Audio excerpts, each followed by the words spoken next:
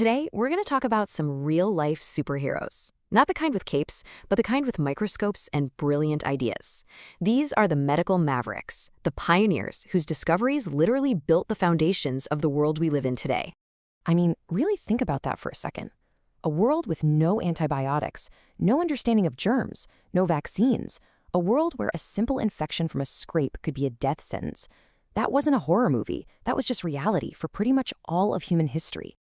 And this picture, wow, it really drives the point home. For centuries, hospitals weren't places of healing. They were often filthy, dangerous places you went and maybe didn't come back from. But all of that was about to change, and it was all thanks to a handful of brilliant people who dared to ask, why? So here's our game plan for today. We're going to start in that world without answers. Then we'll meet Edward Jenner and his first shield. After that, we'll unmask the unseen killers with Pasteur and Koch, see how Lister and Nightingale cleaned up the fight, and finally, we'll look at their absolutely incredible legacy. Okay, let's dive in. Before the 1800s, humanity was in a constant losing battle against enemies they couldn't even see. People knew what was killing them, but they had absolutely no idea why. Let's talk about smallpox. This disease was a monster, a terrifying force that could sweep through a town and leave devastation behind. It was contagious, it was brutal, and it was often fatal. For centuries, it just seemed like an unstoppable fact of life. That is, until one country doctor started noticing something everyone else had missed. And that brings us to our first medical maverick, a guy named Edward Jenner. This is the man who created the very first shield against one of history's greatest killers. So, how'd he do it? Well, it all started with a simple observation. Jenner noticed that local dairymaids, the women who milked cows, they would get this mild illness called cowpox, but they never seemed to catch deadly smallpox. So he had an idea. For step 2, he got his source. He took some pus from a cowpox sore on a dairymaid named Sarah Nelms. And here's where it gets really bold, the test. He actually scratched that cowpox material into the arm of an 8-year-old boy, James Phipps. Can you imagine? But it worked. For the final proof, he later exposed James to smallpox. And nothing happened. The boy was immune. Jenner's incredible gamble had paid off. And get this, Jenner didn't just invent the method. He gave it a name. He called it a vaccine, from the Latin word for cow, vacca. How cool is that? So every time we use that word, we're giving a little nod to Jenner and those dairymaids. But while he had created this amazing shield, nobody, not even Jenner, understood the invisible enemy they were actually fighting. So Jenner proved you could prevent a disease, but that left a huge question hanging in the air. What is a disease? What's actually making people sick? The answer would come from 2 giants of science, Pasteur and Koch, who were about to unmask the killers living all around us. So meet Louis Pasteur. And here's the wild thing. He wasn't a doctor. He was a chemist, trying to figure out why wine was going bad. He discovered that the culprits were tiny living things floating in the air. He called them microbes. We call them germs. This idea became known as the germ theory, and it was about to change medicine forever. Pasteur was on a roll. He invented pasteurization, using heat to kill germs, which we still use for milk today. Then, partly by accident, he figured out the science behind Jenner's vaccine. He injected some chickens with an old, weakened batch of cholera germs. The chickens got a little sick, but they didn't die. In fact, they were now immune to the full-strength killer germs.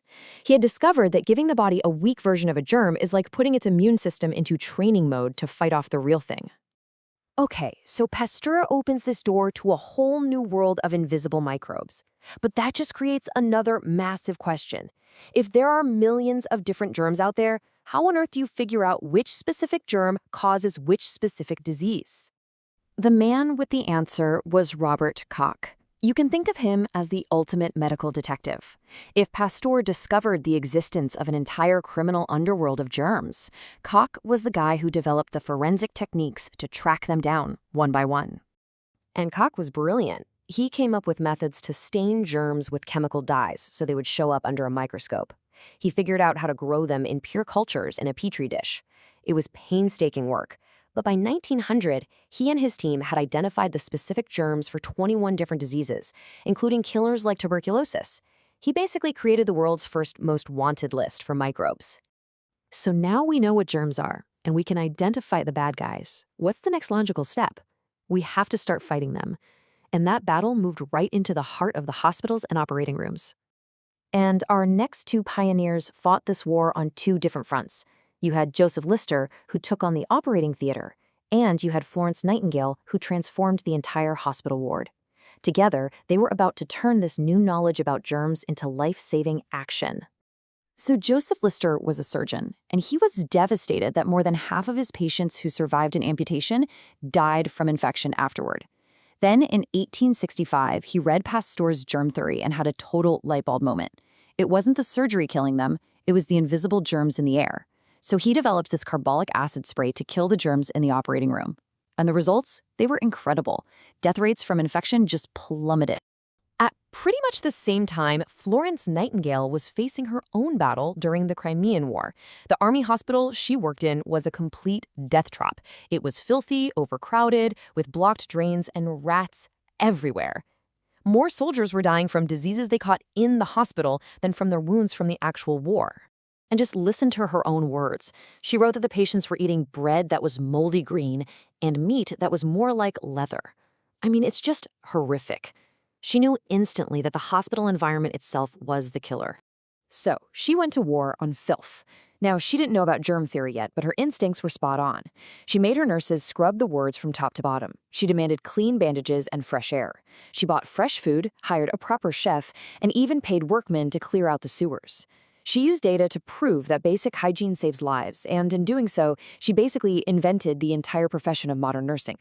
So when you put all these pieces together, you start to see something really powerful. These weren't just a series of lucky, isolated breakthroughs. This was a chain reaction of discovery, with each pioneer building on the work of the person before them. And you can see that chain of innovation right here. It starts with Jenner in 1796. Then, a few decades later, Nightingale proves that clean hospitals save lives. Then things really speed up. In 1865, Pasteur publishes his germ theory, and in that exact same year, Lister uses it to create antiseptic surgery. Just a bit later, Koch starts identifying the specific bacteria. It's like one discovery unlocked the door for the next one. And the result is the world we live in. We live in the world these people built. Every vaccine you get, every clean hospital you visit, every sterile operating room, that is their legacy. The simple fact that we expect to get better when we get sick, we owe that to them. In the end, they taught us something really important, that our biggest enemies can be the ones we can't see, and our best weapons are a curious mind and the courage to test a new idea. It really makes you wonder, doesn't it? What are the invisible challenges of our time, and who are going to be the pioneers that solve them?